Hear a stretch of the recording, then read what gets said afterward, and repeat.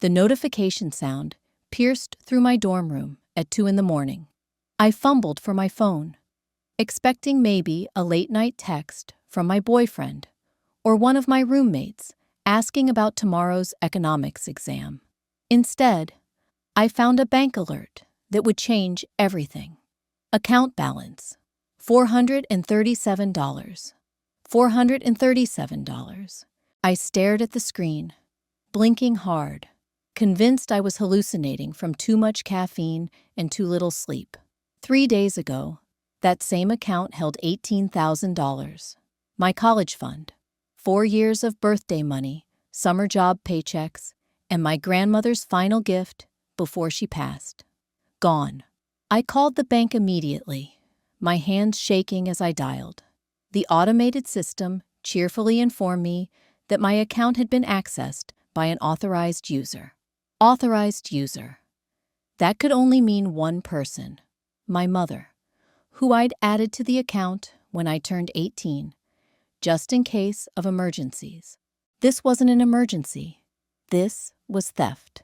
The next morning, I drove 3 hours back home, my ancient Honda struggling up the hills toward my childhood neighborhood. Every mile felt like a countdown to a confrontation I'd never imagined having. My parents' house looked the same as always. The perfectly manicured lawn, the pristine white picket fence, the American flag hanging from the front porch. Normal, peaceful, a complete lie. I walked through the front door without knocking, a privilege I'd soon lose forever, and found them in the kitchen. Mom stood at the island, arranging flowers in a crystal vase. Dad sat at the breakfast table, reading the newspaper, like this was any other Saturday morning, like they hadn't just stolen my future. "Where's my college fund?" I asked, my voice steadier than I expected. Mom looked up from her flowers, her expression shifting from surprise to something I'd never seen before. Guilt mixed with defiance. "Your sister needed it more," she said simply, as if that explained everything. Sarah needed it more.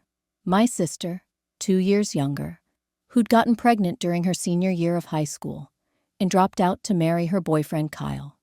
The same Kyle who sold used cars and spent his weekends drinking beer and watching football instead of looking for a real job. "She needed the money for the wedding," Mom continued, her voice taking on that familiar tone she used when she was trying to convince herself she'd done the right thing. "And for the house, they found this adorable little starter home, and the down payment was exactly what you had saved. Exactly what I had saved. Not what they had saved, what I had saved. 4 years of working double shifts at the local grocery store. 4 years of choosing generic cereal over name brand. Walking instead of driving, wearing the same 3 shirts until they fell apart. All so I could pay for college without drowning in student loans like everyone else." Dad finally looked up from his newspaper. "You'll figure something out, daughter. You always do. You're smart, maybe smarter than the rest of us. Take out loans like everyone else. Character building, as if watching my parents steal from me was some kind of life lesson they'd planned all along." I stood there in that kitchen, surrounded by the smell of Mom's vanilla candles and Dad's morning coffee, and felt something fundamental shift inside me. The trust I'd carried my entire life, the belief that family meant protection and support, crumbled like old concrete. "You stole from me," I said quietly. "We borrowed it," Mom corrected, though she couldn't meet my eyes. "We'll pay you back when we can." "When will that be?" She didn't answer. Dad rustled his newspaper and muttered something about respect and gratitude. I walked upstairs to my childhood bedroom, past the family photos that suddenly felt like evidence of a fraud. My room looked exactly the same as when I'd left for college. Star Wars posters on the walls, trophies from high school debate team on the shelf. My old computer desk, where I'd spent countless hours researching scholarships and calculating college costs. I sat on my bed and called Sarah. She answered on the third ring, her voice bright and happy. "Hey, big sister, what's up? Did you know where the money came from?" I asked, without preamble. A pause. "What money?" "The money for your wedding and house. Did you know it came from my college fund?" Another pause. Longer this time. I heard Kyle's voice in the background, asking who was calling. "Mom said it was family money," Sarah said finally. She said Dad had some savings he wanted to use to help us get started. Family money, savings, more lies, layered on top of the original theft. It wasn't savings, Sarah. It was my college fund. 4 years of work, $18,000, gone. I heard her sharp intake of breath. "I didn't know," she whispered. "Oh my God, I didn't know." But then Kyle grabbed the phone. "Look, man," he said, his voice already defensive. "We needed that money. Sarah's pregnant. We needed a place to live. Your parents offered to help. That's what family does." "With my money," I said. "It's all the same pot, isn't it?" Kyle replied. "Family money is family money." I hung up and sat in the silence of my childhood bedroom, staring at the ceiling, where I'd once stuck glow-in-the-dark stars in the pattern of constellations. Dreams of becoming an aerospace engineer, of designing spacecraft, of reaching for something bigger than this small town and its small thinking. Those dreams felt impossibly distant now. I spent the weekend researching student loans, work-study programs, and every scholarship I could possibly qualify for. The numbers were brutal. Even with maximum financial aid, I'd graduate with over $40,000 in debt. $40,000 that would take decades to repay, assuming I could even find a decent job after graduation. On Sunday evening, I sat down with my parents one more time. I'd prepared a speech, something about forgiveness and family unity, about finding a way to make this work. But when I looked at their faces, at Mom's stubborn set of her jaw and Dad's impatient drumming of his fingers on the table, I realized they weren't sorry. They were annoyed that I was making such a big deal about it. "You'll be fine," Dad said again. "Smart kid like you. You'll land on your feet."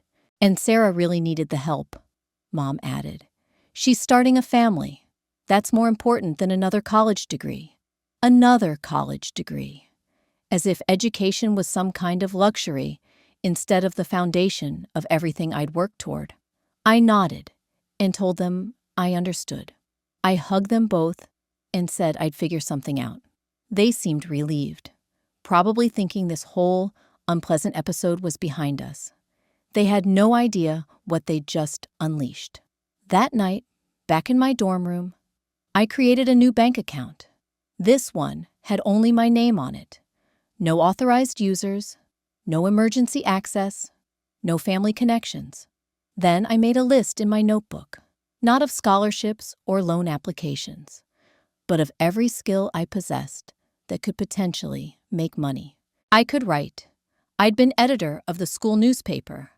I understood technology better than most people my age. I could build websites, troubleshoot computers, and explain complex concepts in simple terms. I was organized, detail-oriented, and apparently naive enough to trust people who didn't deserve it. But I wasn't naive anymore. I started small. I posted flyers around campus, offering tutoring services for economics and computer science courses. $20 an hour, cash only. Within a week, I had more clients than I could handle. Then I expanded online.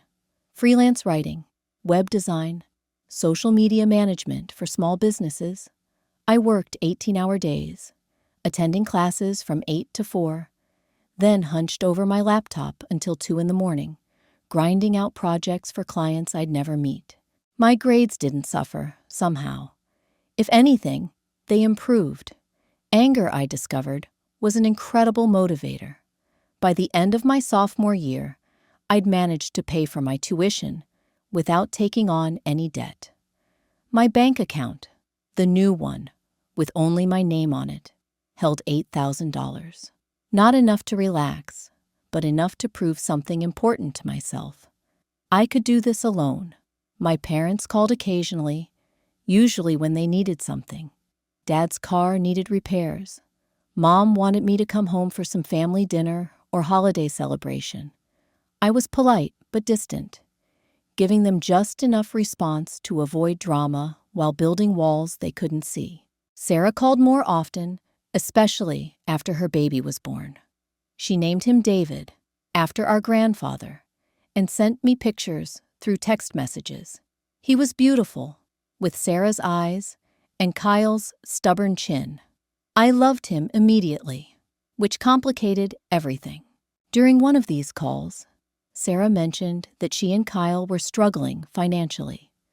Kyle's job at the car lot wasn't bringing in enough money, and the mortgage on their house was higher than they'd expected. I listened without offering to help. The old me would have sent money immediately, would have drained my savings to solve their problems. The new me recognized this pattern for what it was. "We might need to ask Mom and Dad for more help," Sarah said, her voice small and embarrassed. "Good luck with that," I replied, then immediately felt guilty for my harshness. "Are you still mad about the college fund thing?" she asked. The college fund thing, as if stealing someone's future was equivalent to borrowing a cup of sugar.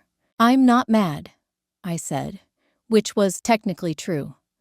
I'd moved beyond anger into something colder and more focused. I'm just busy building something better. Junior year changed everything. While my classmates were joining fraternities and nursing hangovers, I was building what would become my empire, from a cramped dorm room that smelled like instant ramen and determination. The breakthrough came on a Tuesday night in October.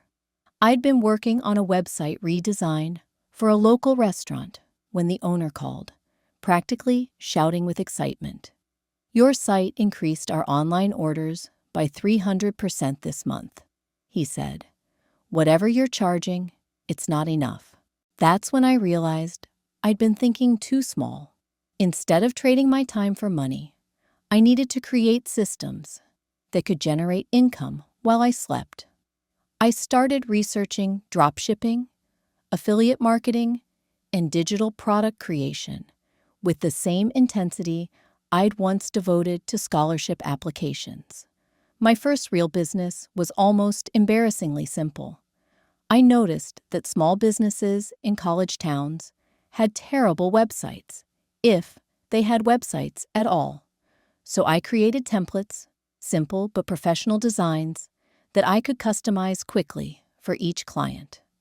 Instead of building each site from scratch, I developed a system that let me deliver results in days instead of weeks. Word spread fast in a small college town. The pizza place led to the bookstore, which led to the local gym, which led to 3 restaurants downtown.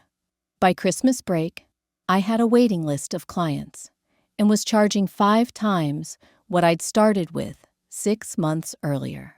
My parents invited me home for the holidays, the same way they always had, as if nothing had changed between us. I drove up in my ancient Honda, the one that now had a functioning heater, thanks to the money I'd earned. The house looked exactly the same, but I felt like a different person walking through that front door. Sarah was there with baby David, who'd grown chubby and alert in the months since I'd seen him. Kyle looked exactly the same, still wearing his high school football jersey and complaining about his boss at the car lot. Mom fussed over David while Dad held court from his recliner, dispensing opinions about politics and football with equal certainty. "So how's school going?" Mom asked during dinner, cutting David's food into impossibly small pieces. "Fine," I said. "I'm learning a lot." Still planning on that engineering degree? Dad asked, not looking up from his mashed potatoes. We'll see, I replied. What I didn't tell them was that my little web design business was generating more income than Dad's job at the insurance office. What I didn't mention was that I'd already started expanding beyond websites into digital marketing services, helping businesses optimize their online presence for search engines and social media. What I definitely didn't share was the spreadsheet I kept on my laptop, tracking every dollar I earned with a single goal in mind: financial independence. Never again would I be at the mercy of people who saw my dreams as negotiable. Sarah cornered me in the kitchen while I was helping with dishes. You seem different, she said, bouncing David on her hip. Different how? Older, more serious. Are you okay? I'm great, I said, which was true in ways she couldn't understand. Kyle's been talking about maybe going back to school, she continued, getting his degree so he can find something better than the car lot. I nodded politely, but inside I was calculating. Kyle was 21, the same age I'd been when they'd stolen my college fund. If he wanted an education, he could work for it the same way I had. Maybe Dad could help him out, Sarah added, her voice hopeful. Maybe, I agreed, knowing that Dad's help would likely come with strings attached, just like it always had. That night, lying in my childhood bed, under those same glow-in-the-dark stars, I made a decision that would define everything that came next. I pulled out my laptop and started researching business incorporation procedures. If I was going to build something real, something lasting, I needed to stop thinking like a college student with a side hustle and start thinking like an entrepreneur. Back at school, I filed the paperwork to establish Digital Dynamics, LLC. The name felt important, official, like a line drawn between my past and my future. I opened business bank accounts, set up proper invoicing systems, and hired my first employee, a graphic design student who could handle the visual elements while I focused on strategy and client relationships. My dorm room became a command center. I had 3 monitors running different aspects of the business, client files organized in color-coded folders, and a whiteboard covered with revenue projections and expansion plans. My roommate moved out halfway through the semester, claiming I was keeping him awake with my late-night phone calls to clients on the West Coast. I didn't mind the solitude. If anything, it helped me focus. By spring semester, Digital Dynamics had 12 active clients and was generating $15,000 in monthly revenue. I hired 2 more students, delegating the routine work while I concentrated on landing bigger contracts. The local businesses had been good practice, but I was ready to compete in larger markets. I started cold calling companies in nearby cities, researching their current online presence, and crafting proposals that demonstrated exactly how I could improve their results. My success rate was low at first, maybe 1 acceptance for every 20 calls, but each yes was worth more than my previous clients combined. The first big contract came from a regional restaurant chain that needed a complete digital overhaul. They had 7 locations and a website that looked like it hadn't been updated since 2005. I quoted them $35,000 for a 6-month project, holding my breath as I sent the proposal. They accepted within 3 days. I celebrated alone in my dorm room, eating pizza and staring at the contract that represented more money than my entire stolen college fund. The irony wasn't lost on me. What my parents had taken to secure Sarah and Kyle's future had become the catalyst for building something far more valuable. But I wasn't done yet. Not even close. The restaurant chain project led to 3 more corporate clients. Corporate clients led to retainer agreements, steady monthly income that I could count on while pursuing larger opportunities.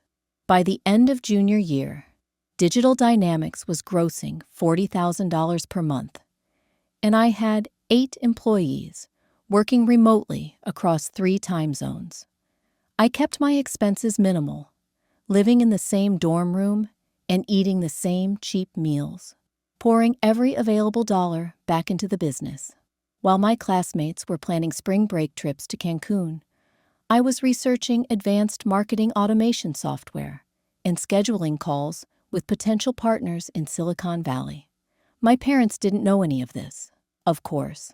As far as they were concerned, I was still their college student son, probably struggling with student loans like everyone else they knew.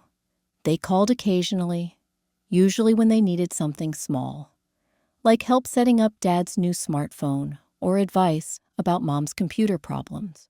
I helped them because that's who I'd been raised to be, but I kept our conversations brief and surface level. They'd ask about school. I'd say it was going well. They'd ask about money. I'd say I was managing. They never pressed for details, and I never volunteered them. The distance felt both necessary and sad. These were the people who taught me to ride a bike and helped me with homework and celebrated my small victories throughout childhood. But they were also the people who decided that my dreams were less important than Sarah's immediate needs, that my 4 years of sacrifice could be redistributed without my consent. Trust, I'd learned, was like credit. Once damaged, it took years to rebuild, assuming both parties were committed to the process. My parents seemed content with the status quo, comfortable with the lie that they'd simply borrowed money they intended to repay. I was building something they couldn't take away. Senior year arrived with acceptance letters to graduate programs I no longer needed.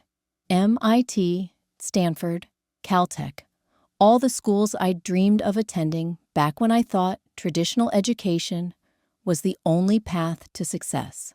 I declined them all, focusing instead on the business that was now generating 6 figures annually and employing 15 people across 4 states.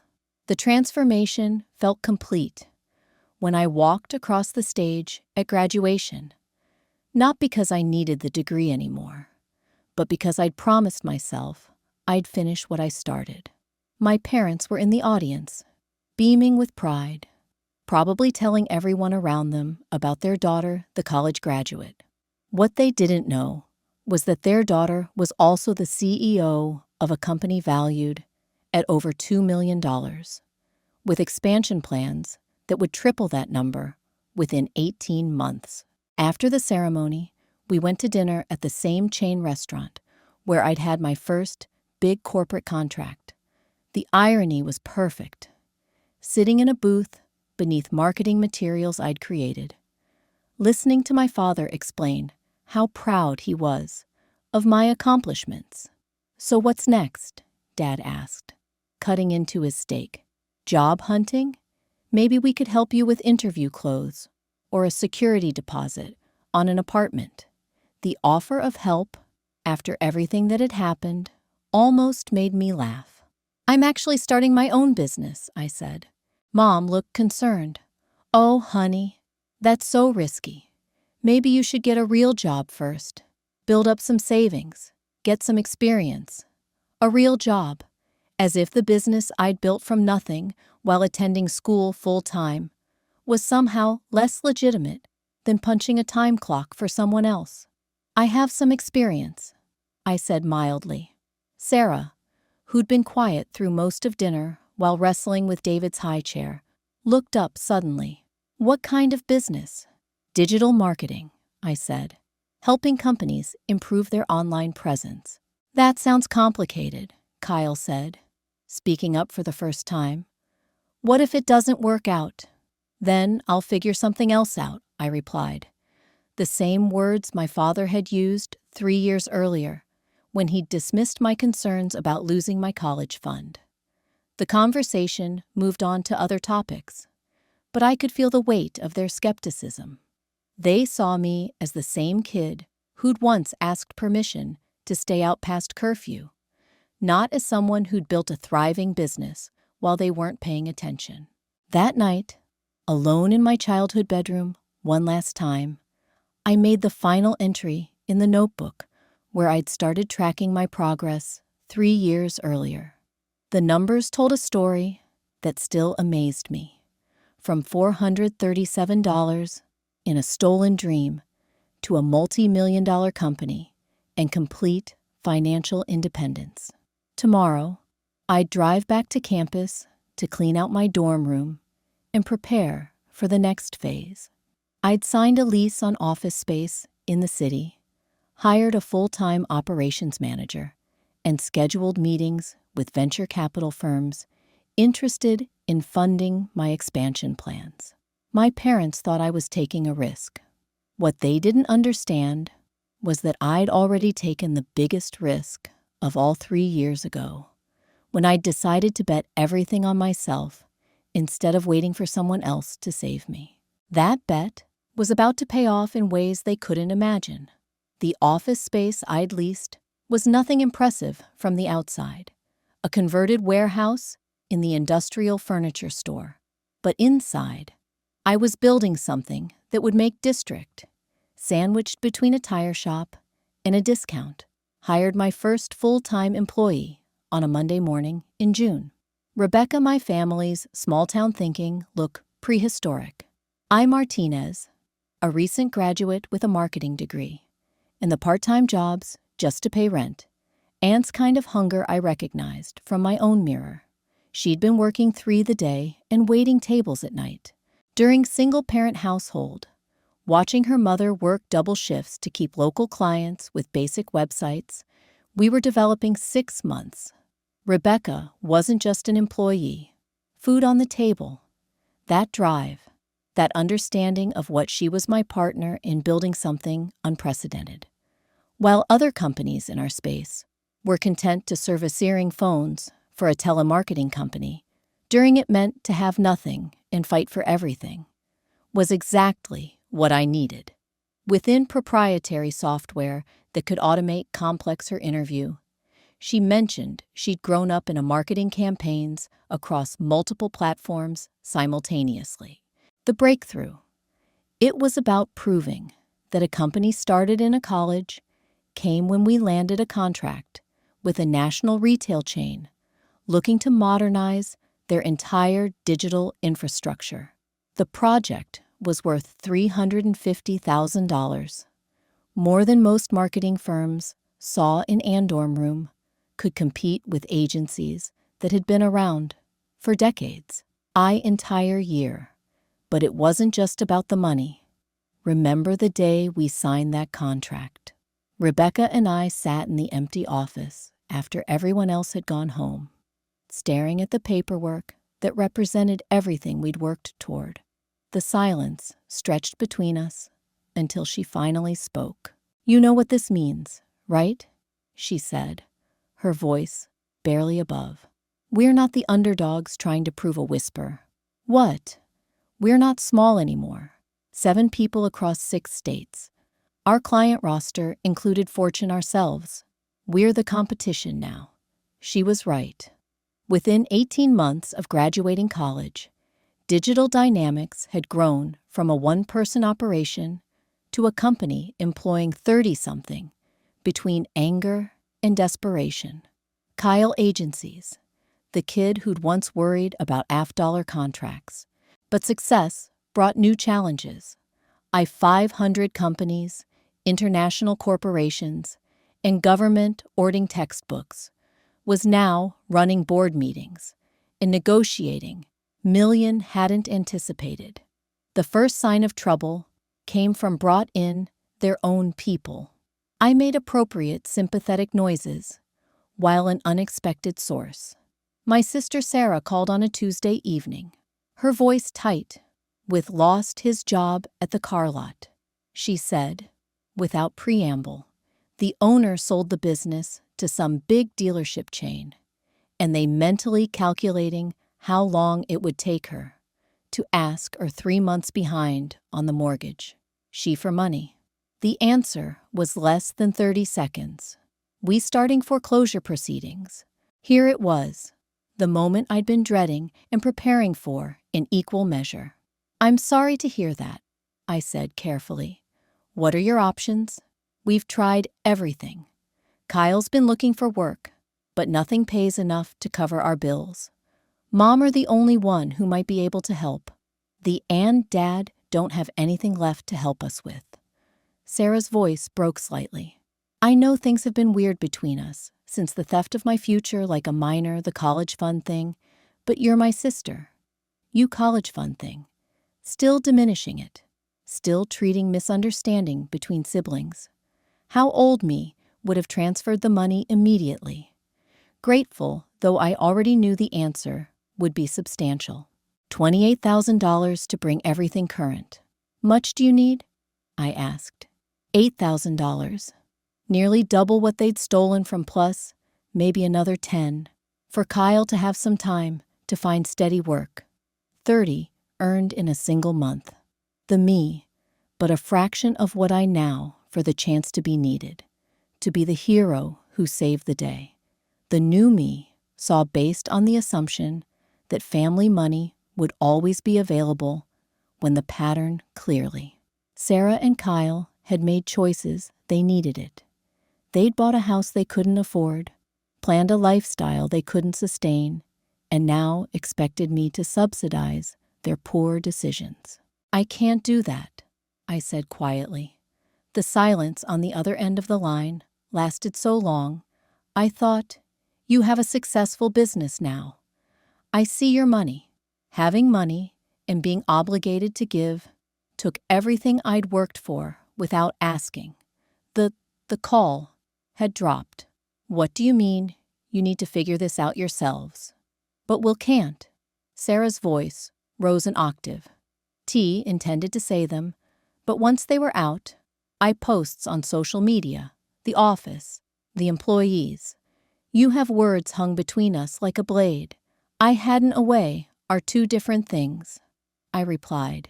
You and Kyle, maybe you'll understand how I felt when you know it would hurt you like this. You lose the house, we'll lose everything. Then help. And Mom said it was okay. We couldn't take them back. That was different, Sarah said, her voice now defensive. We didn't care if it hurt me, I corrected. There's a difference. She started crying then. The kind of tears that had always manipulated our parents into giving her whatever she wanted. But I was immune now, protected by 3 years of building something they couldn't touch. I'll think about it, I lied, knowing I'd already made my decision. After she hung up, I sat in my home office, staring out the window at the city skyline. My apartment was nothing extravagant. A 2-bedroom place continued. The bank sent us a notice. If we don't catch up by the end of the month, they're with hardwood floors and decent natural light. But it was mine, paid for with money I'd earned, decorated with furniture I'd chosen, filled with books and equipment that reflected my interests and goals. Everything in my life now existed because I'd learned to say no to people who saw me as a solution to their problems, rather than a person with dreams worth protecting. The phone rang again 20 minutes later. Dad this time, his voice carrying the authoritative tone I remembered from childhood lectures about responsibility and family loyalty. Sarah called me, he said. She's very upset. You need to help your sister. No, I don't. Don't take that tone with me, daughter. Family takes care of family. That's how we were raised. Family takes care of family when it's convenient, I replied. When it's not, apparently family steals from family and calls it borrowing. You're still hung up on that college money? Dad's voice hardened. We told you we'd pay it back when we could. When will that be, exactly? It's been 3 years. Have you set aside any money for repayment? Made any attempt to honor your promise? Silence. Sarah needs this help More than you need that money, he continued, changing tactics. She has a child to think about. You're single. You have no responsibilities except yourself. I have 37 employees who depend on me for their paychecks, I said. I have clients who trust me with their business goals. I have responsibilities you can't even comprehend. Don't get smart with me, Dad snapped. Success doesn't give you the right to abandon your family. I didn't abandon anyone. You all made it very clear where I stood in the family hierarchy when you decided Sarah's wants were more important than my needs. Now, you're upset that I've built a life where your opinions don't matter. I hung up before he could respond. Within an hour, my phone was buzzing with texts from extended family members. Aunts and uncles I barely spoke to, cousins I hadn't seen in years, all suddenly concerned about family unity and the importance of helping those in need. The guilt campaign was thorough and coordinated, exactly what I'd expected. I turned off my phone and went back to work. The next morning brought a different kind of pressure. Mom appeared at my office building, somehow having discovered the address despite my never sharing it with family. She sat in the lobby for 3 hours, refusing to leave until I agreed to see her. When I finally relented, she followed me to my office, her eyes widening as she took in the modern furniture, the wall of awards, the view of the city through floor-to-ceiling windows. "This is quite impressive," she said, settling into the chair across from my desk. "Your father and I had no idea you'd done so well for yourself. Why would you? You never asked." She flinched at my directness, but pressed forward with the speech she'd obviously rehearsed. "I know you're angry about the college money," she began, "and I understand why. We should have talked to you first, should have asked your permission. But Sarah was in such a difficult position, and we knew you'd want to help if you understood how desperate things were. So you decided for me," I said. "You decided that my 4 years of work were less important than Sarah's immediate problems." It wasn't like that. Mom's voice took on the pleading tone I remembered from childhood arguments. We were thinking of the family as a whole. Sarah needed help getting started in life, and you were already doing so well in school. We knew you'd find a way to succeed, no matter what. "And I did," I replied, "without any help from you, without the money you promised to protect. I succeeded in spite of what you did. Not because of it." She was quiet for a long moment, staring at her hands folded in her lap. "We're proud of you," she said finally. "More proud than you know. But pride doesn't mean we stop being a family. Sarah needs help, and you're the only one in a position to provide it. The only one in a position to provide it. Not the only one with an obligation to provide it, or the only one who should provide it. Just the only one who could. Sarah and Kyle made choices," I said. "They bought a house they couldn't afford, started a family without stable income, and now they expect everyone else to fix the consequences. That's not how life works. But David is innocent in all this," Mom continued. "He's your nephew. Would you really let him lose his home because you're angry with his parents?" There it was, the final card in their deck, the one they'd been saving for maximum emotional impact. Use the child as leverage. Make me the villain who would let an innocent baby suffer for the sake of principle. David is innocent, I agreed, but his parents aren't, and enabling their poor decisions won't help him in the long run. It will just teach him that someone else will always clean up his mistakes. Mom stood up slowly, her face settling into an expression I'd never seen before, cold disappointment mixed with something that looked almost like fear. "I don't know what's happened to you," she said. "Success has changed you into someone I don't recognize, someone who puts money before family, Success didn't change me, I replied. It revealed me. It showed me what I'm capable of when people stop treating my dreams like bargaining chips. After Mom left my office that day, I sat alone, watching the sun set over the city I'd conquered through sheer determination. My phone stayed silent for weeks.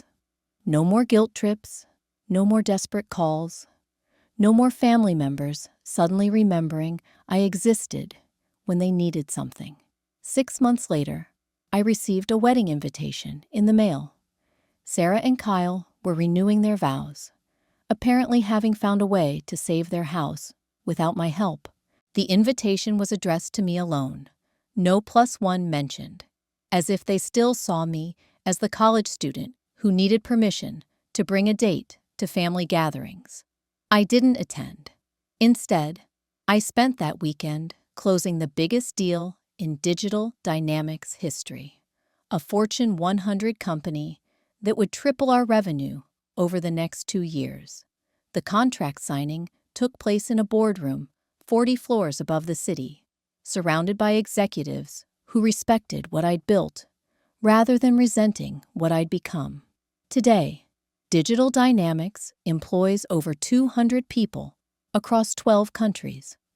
We've been featured in Forbes, Inquirer magazine, and Harvard Business Review as a case study in rapid scaling and innovative marketing automation. The company I started in a dorm room now generates more revenue in a month than my father made in his entire career. The $18,000 they stole from me was the best investment I never made.